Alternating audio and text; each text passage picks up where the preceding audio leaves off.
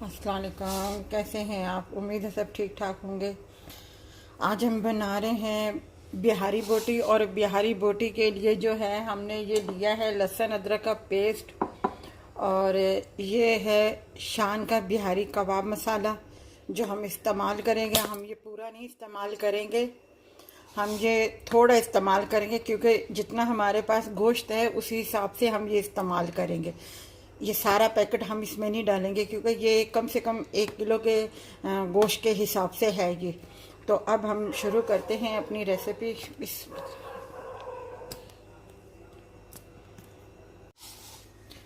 अब हम अपना स्टार्ट करते हैं। सबसे पहले हम ये बिहारी मसाला इसमें शामिल करते हैं।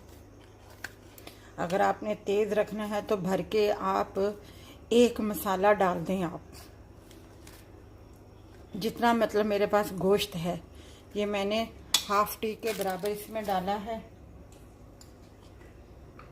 और ये थोड़ा सा जो है मैं बिल्कुल क्वार्टर के बराबर यानी कि हाफ नींबू जो है उसका रस मैंने जूस डाला है इसमें।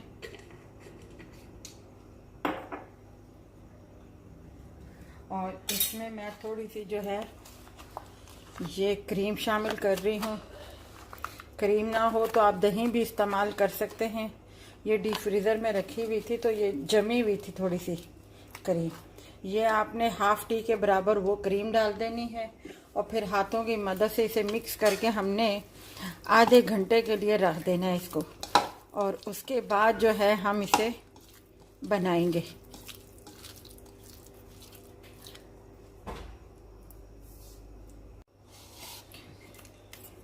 अच्छा, मैं ये थोड़ा सा क्वार्टर के बराबर जो है पेपरिका पाउडर डाल रही हूँ क्योंकि इसमें मसाला बहुत तेज़ होता है। और अगर मैं ज़्यादा डाल दूँगी मसाला इसमें तो ये जो है बहुत तेज़ हो जाएगा। और ये मैं इसमें ये पेपरिका पाउडर जो है लहसुन अदरक भी मैंने हाफ टी डाल दिया था, ठीक है। और अपना मसाला भी मैंने इसमें हाफ टी के बराबर कर डाल दिया था। अगर आप ज़्यादा मसाला चाहते हैं, इतना गोश्त अगर आपके पास है तो फिर आप उसमें 1 चम्मच डालें अगर आप ज़्यादा तेज़ चाहते हैं, क्योंकि ये पूरा पैकेट नहीं जाएगा। अब जो है मैंने इसको मिक्स कर दिया है। अब मैं इसको आधे घंटे के लिए रख देती हूँ और उसके बाद फिर मैं आपको बताती हूँ।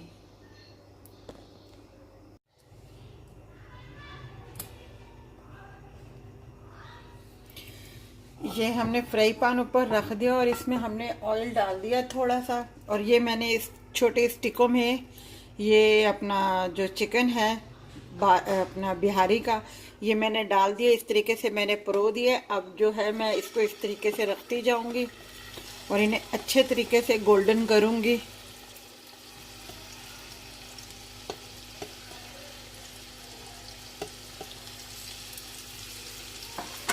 और आग जो है हमारी बिल्कुल दरमियानी है।